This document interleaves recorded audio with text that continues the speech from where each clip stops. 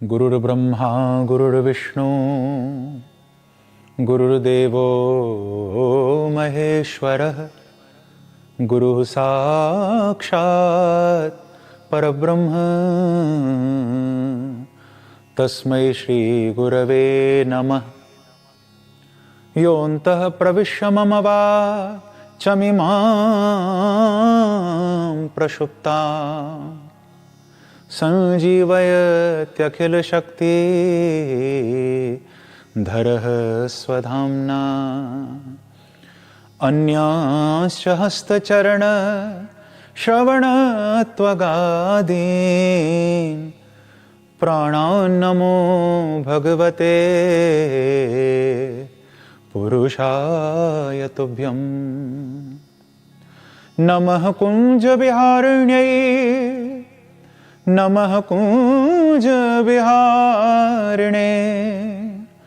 स्वामी श्रीहरिदासाय गुरुणां गुरवे नमः। श्री राधे मेरी स्वामिनी मैं राधे जुको दास जन्म जन्म मोह दीजियो श्री वृंदावन को वास। श्री राधे।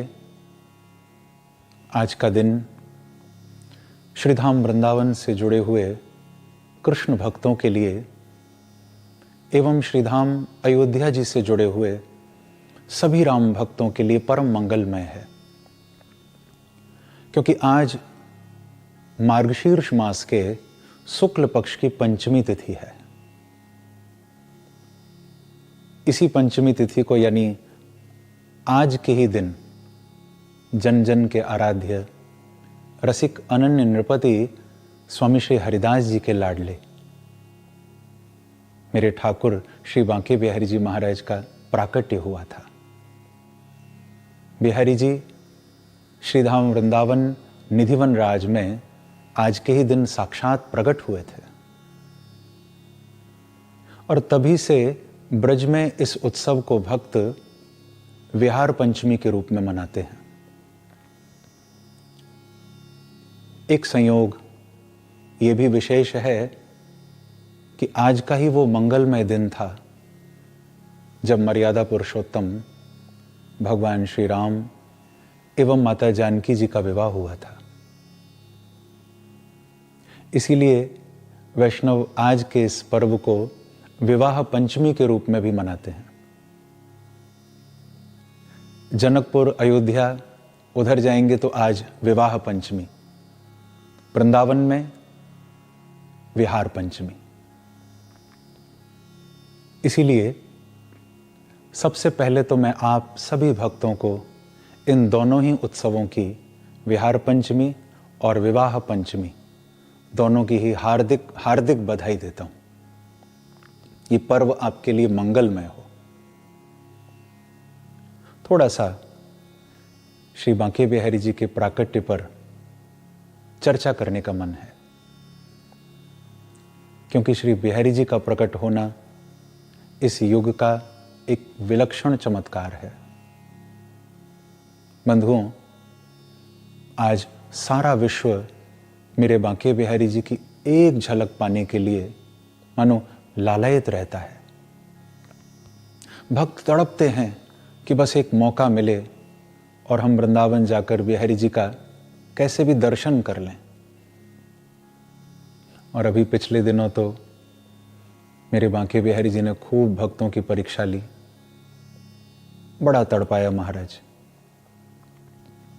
क्योंकि महीनों तक भक्त दर्शन करने मंदिर में नहीं आ सके। पर यह बात भी पक्की है कि बिहारी जी का जो सच्चा चाहने वाला है, जो मेरे प्रभु का सच्चा दीवाना है, उसका शरीर कहीं भी रहे परंतु उसका मन सदैव वृंदावन में श्री बांके बिहारी जी के चरणों में ही रहता है। क्योंकि उनके दिव्य दर्शन में, उनकी तिरछी चितवन में, उनकी मंद मुस्कान में वो आकर्षण है कि भक्त सब कुछ भूलकर बिहारी जी का हो जाता है। दुनिया के रिश्ते नाते पीछे रह जाते हैं, बिहारी जी हाथ पकड़कर भक्त को अपने साथ ले जाते हैं और उसका हृदय फिर यही बोलता है बार बार कि प्यारे, न चांद की चाहत है, न सितारों की फरमाइश है, न तो चांद की चाहत है, न सितारों की फरमाइश है, हर जन्म में तेरी सेवा मिले, बस मेरी यही ख्वाहिश है, बस मेरी यही ख्वाहिश है। मेरे बांके बिहारी की लीला बड़ी विचित्र है बंधु। कब क्या करते हैं वो ही जानते हैं। अब देखो ना, कैसी अपनी लाठी उन्होंने घुमाई है, ऐसा चक्र चलाया है कि लगभग अब 1 साल ही होने जा रहा है, पूरी दुनिया हिला रखी है, सबको नचा रखा है, नया खेल दिखा दिया। अरे श्रीमद् भागवत में तो ब्रह्मा जी ने स्तुति करते हुए प्रभु को कहा है। भागवत जी का ये एक बहुत प्यारा श्लोक है। 10वें स्कंद में ब्रह्मा भगवान को कह रहे हैं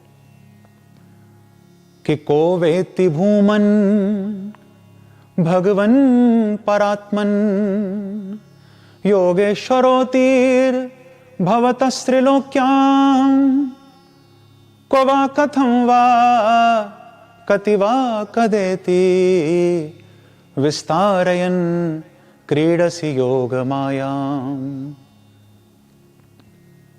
ब्रह्मा कहते हैं, हे वृंदावन बिहारी, आप जब अपनी योग माया का विस्तार करके क्रीडसी लीला करते हैं तो त्रिलोक्याम को वेत्ति, प्रभु तीनों लोकों में ऐसा कौन है जो ये समझ पाए कि आपकी लीला कहां, किस लिए, कब और कितनी होती है या होगी। ब्रह्मा कहते हैं कि यह हमारी समझ से परे है प्यारे।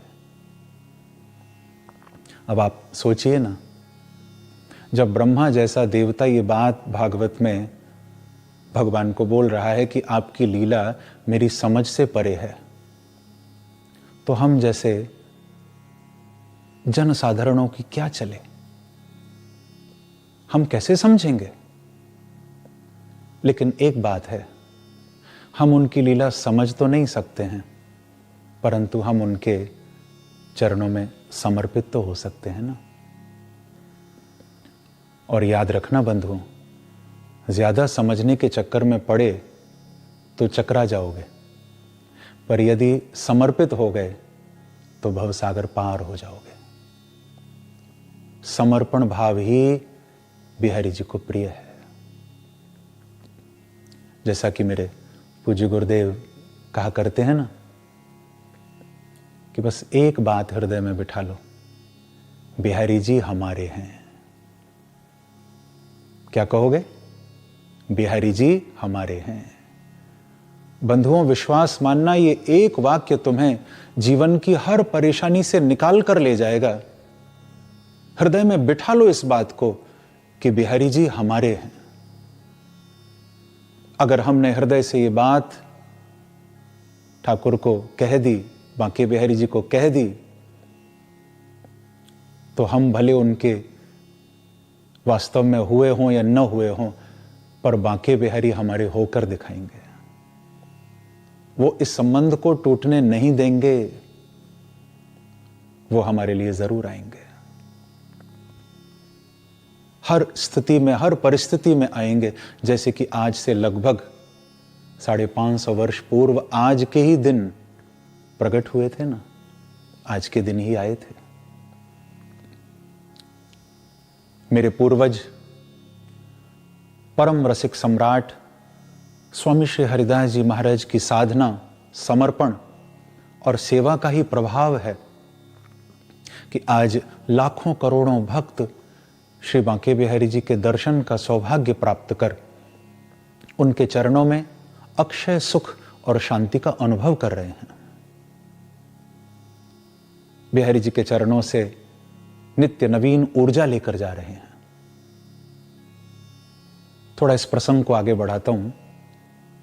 द्वापर युग में भगवान श्री कृष्ण का नामकरण जिनके द्वारा हुआ, ऐसे महान संत श्री गर्गाचार्य जी महाराज के पवित्र सारस्वत ब्राह्मण कुल में गर्ग वंश अवतंश एवं श्री आशुधीर जी जैसे परम विद्वान पिता के आंगन में ब्रज के ही एक गांव, आज हम जिसको हरिदासपुर कहते हैं, उसी गांव में श्री ललिता सखी के अवतार स्वामी श्री हरिदास जी महाराज का प्रादुर्भाव हुआ।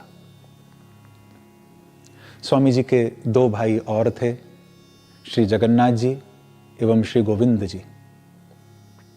वैसे तो आशुधीर जी के ये तीनों ही पुत्र बड़े संस्कारी थे, विद्वान थे, परंतु श्री हरिदास जी का व्यक्तित्व बड़ा ही विलक्षण था, अद्भुत था। स्वामी जी को तो बचपन से ही अनासक्त भाव से भजन करने में एवं मधुर कंठ से राग रागनी गाते हुए प्रभु को रिझाने में सुख मिलता था। पिता से आज्ञा लेकर स्वामी जी लगभग 25 वर्ष की अवस्था में यमुना को पार करके वृंदावन आ गए।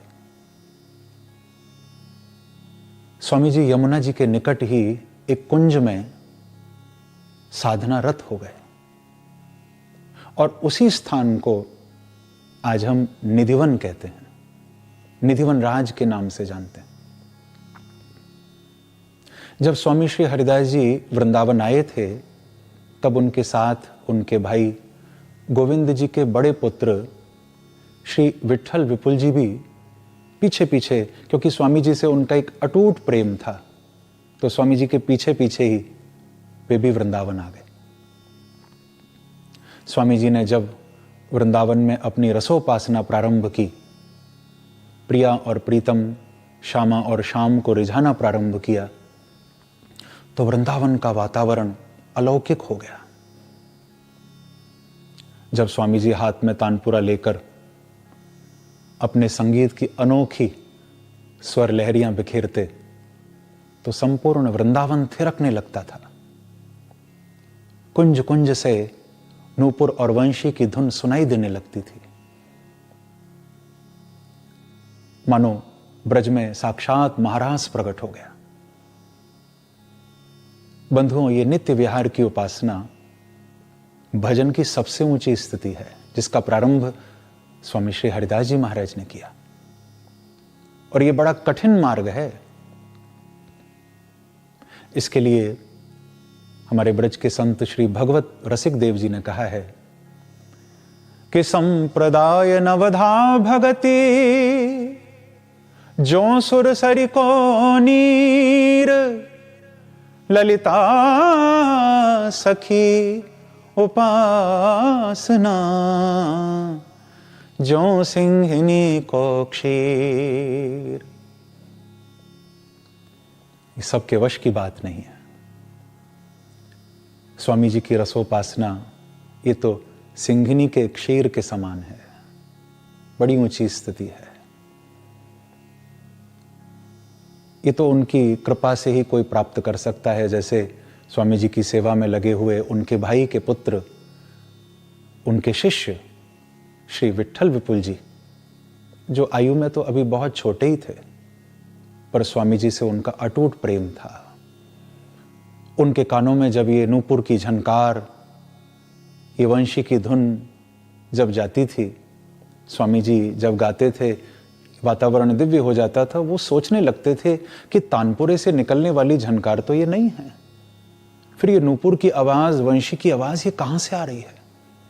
वो समझ नहीं पाते थे। एक दो बार उन्होंने स्वामी जी से अपनी जिज्ञासा भी प्रकट की। उन्होंने पूछा कि आप आखिर अपनी संगीत साधना किसको सुनाते हैं, किसको इस साधना से रिझाते हैं? कौन है आपके आराध्य? लेकिन स्वामी जी ने बस इतना ही कहा कि चिंता मत करो, वो समय जल्दी आएगा, तुम खुद समझ जाओगे मैं किसको रिझाता हूं। और कुछ दिन बाद स्वामी जी के भाई श्री जगन्नाथ जी भी स्वामी जी के पास वृंदावन आ गए। हरिदासपुर से, गांव से यमुना पार करके वृंदावन आ गए। क्योंकि कई दिनों से उनको भी स्वप्न में वृंदावन के दर्शन हो रहे थे। जब वे वृंदावन पहुंचे तो उन्होंने देखा कि स्वामी श्री हरिदास जी महाराज बड़ी अद्भुत निकुंज के सामने हैं, हाथ में तानपुरा है और विह्वल होकर गा रहे हैं। ऐसा लगता था मानो किसी को रिझा रहे हैं, मानो उस कुंज के अंदर कोई अलक्षित शक्ति विराजमान है जो दिखाई नहीं पड़ रही। श्री जगन्नाथ जी भी उस संगीत को सुनकर स्वामी जी के भाव विभोर हो गए। वहीं भूमि में आंखें बंद करके आनंद अवस्था में पहुंच गए। कुछ समय बाद जब स्वामी जी उठे, देखा कि उनके भाई श्री जगन्नाथ जी तो भाव में खो चुके हैं, उनको शरीर की सुध नहीं। तब स्वामी जी ने उनको जगाया और पूछा बड़े प्यार से, मुस्कुराते हुए कि भैया बस वृंदावन घूमने आए हो कि या ब्रज में वृंदावन में बस हुए आए हो? ब्रज और वृंदावन में अंतर नहीं समझना, आप एक हैं। स्वामी जी के मुख से ये सुनते ही श्री जगन्नाथ जी अपने भाई स्वामी श्री हरिदास जी के चरणों से लिपट गए और बोले कि आप मेरे भाई नहीं, आप तो अब मेरे गुरुदेव हैं, मेरे सदगुरु हैं। और अब मुझे वृंदावन से जाने के लिए नहीं कहना, मैं अब आपको छोड़कर कहीं नहीं जा रहा, मैं तो यहीं वसवे आ गया हूं। स्वामी जी ने उनको उठाकर अपने कंठ से लगा लिया और ऐसे ही फिर स्वामी जी की महिमा, उनकी ख्याति, उनकी कीर्ति दूर दूर तक बंधुओं फैलने लगी और प्यासे भक्त स्वामी जी के चरणों में आकर रस सागर में निमग्न होने लगे। वृंदावन में भक्तों की, रसिकों की संख्या बढ़ने लगी। दिनों दिन आनंद का विस्तार होने लगा, परंतु सबके मन में बस एक ही प्रश्न रहता कि आखिर स्वामी जी जिस निकुंज के द्वार पर बैठकर संगीत की रागिनी छेड़ते हैं, उस निकुंज के अंदर कौन विद्यमान है? क्योंकि अभी तक किसी को नहीं पता। उस स्वामी जी के मुख से निकलने वाले संगीत में सब सुध-बुध खोकर डूब रहे थे, पर कौन उस निकुंज में बैठे हैं, ये किसको रिझा रहे हैं, ये नहीं पता। किनसे स्वामी जी एकांत में बातें करते हैं, वो कौन है?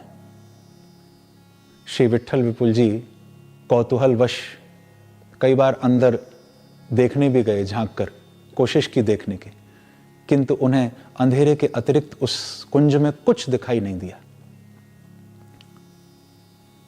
एक दिन जब यही मार्गशीर्ष मास, यही शुक्ल पक्ष, यही पंचमी तिथि, आज का ही पवित्र दिन था, स्वामी जी ने प्रातःकाल विट्ठल विपुल जी को अपने निकट बुलाया और कहा कि तुम जानते हो आज किसका जन्मदिन है? बोले मुझे नहीं पता, आप बताइए। तो स्वामी जी ने कहा, अरे भैया आज तेरा जन्मदिन है और आज के दिन मैं तो को कछु सुंदर उपहार देना चाहूं। विट्ठल विपुल जी बोले कि यदि ऐसी बात है तो हमें तो आपसे उपहार में एक ही चीज चाहिए। स्वामी जी बोले, तू आज जो कहेगो तो ही मिलेगा। तो कहा, आपको अगर देना ही है तो मुझे उस नित्य नूतन लता निकेतन का रहस्य बता दीजिए। वहां अंदर कौन विराजते हैं, आप किनके लिए गाते हैं, हमें भी बस उनका दर्शन करा दीजिए। वो कौन है शक्ति? स्वामी जी मुस्कुराकर बोले कि इसीलिए आज मैंने तुम्हें बुलाया है, क्योंकि अब समय आ गया है कि मैं ये रहस्य उजागर कर दूं, उस छुपी हुई गुप्त निधि को प्रकट कर दूं और बता दूं कि आखिर इस निकुंज में कौन विराजते हैं। जाओ और बुलाओ सबको, सारे समाज को। आज ही ये रहस्य उजागर होगा। जगन्नाथ को कह दो, सब रसिकों को इकट्ठा कर लो। आज सबके समक्ष ये चमत्कार होगा। ये खबर मिलते ही सारा समाज जुड़ गया बंधुओं। इधर उधर कुंजों में बैठे हुए सभी रसिक इकट्ठे हो गए, स्वामी जी के चरणों में आ गए और स्वामी जी नेत्र बंद करके उसी कुंज के सामने बैठ गए। हाथ में तानपुरा था। सबके सब भाव विभोर होने लगे, रस सागर में डूबने लगे।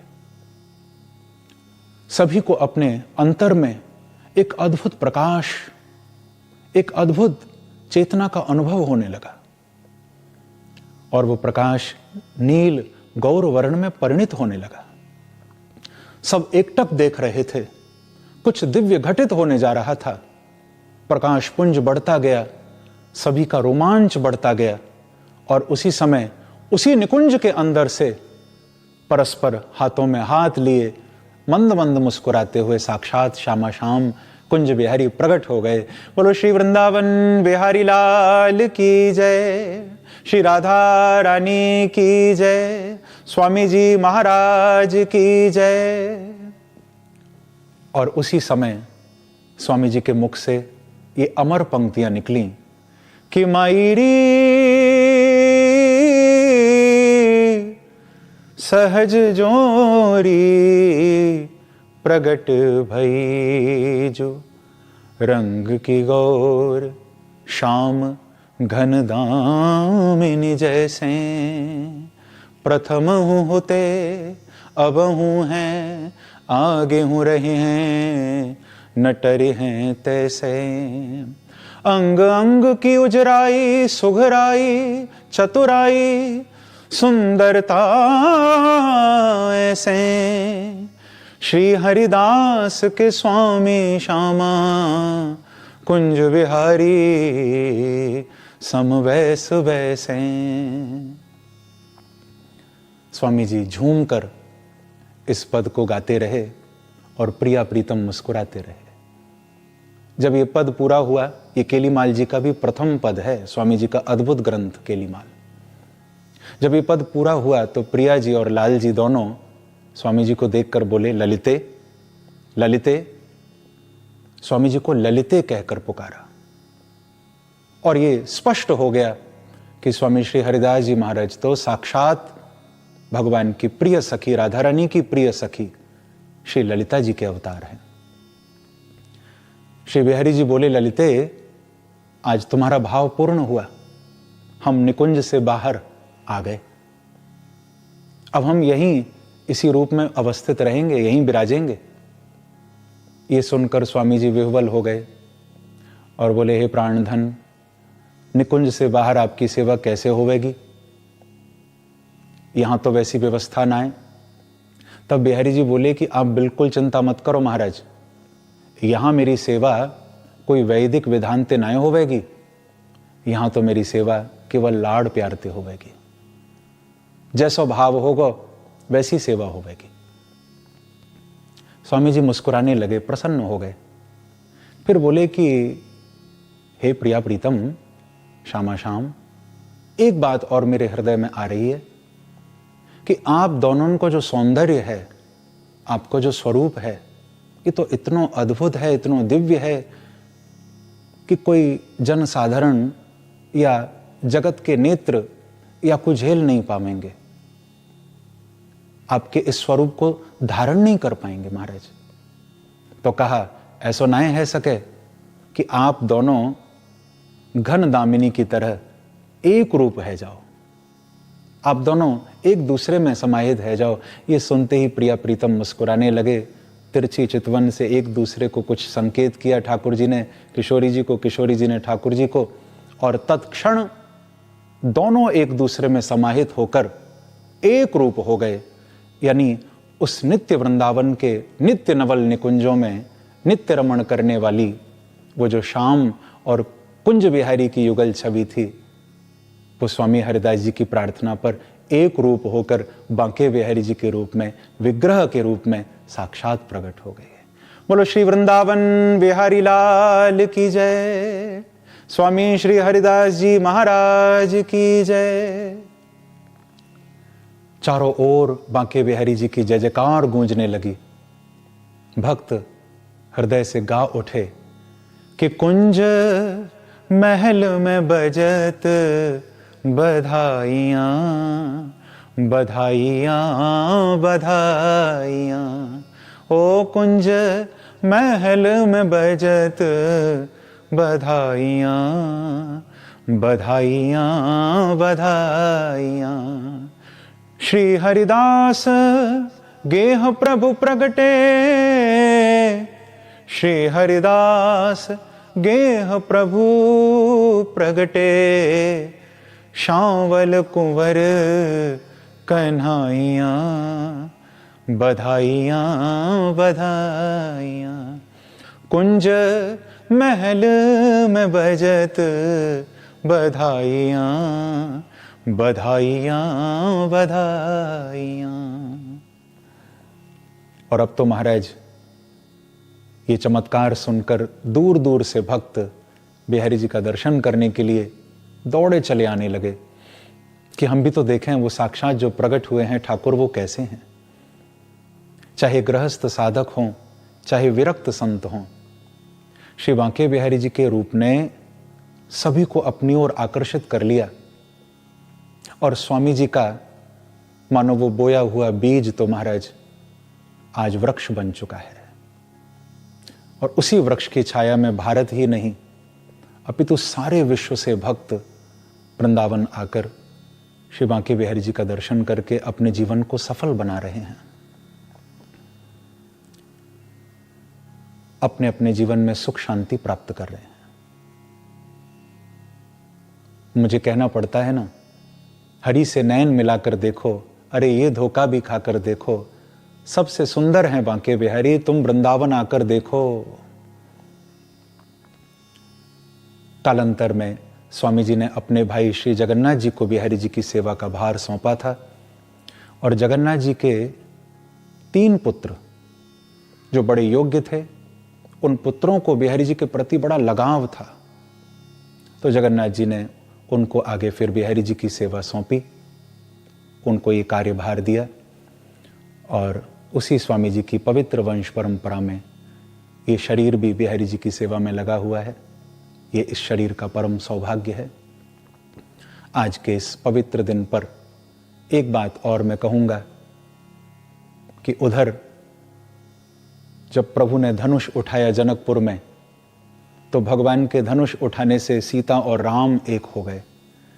ऐसे ही वृंदावन में जब स्वामी जी ने तानपुरा हाथ में उठाया, तो उनकी संगीत साधना से श्यामा और श्याम एक हो गए।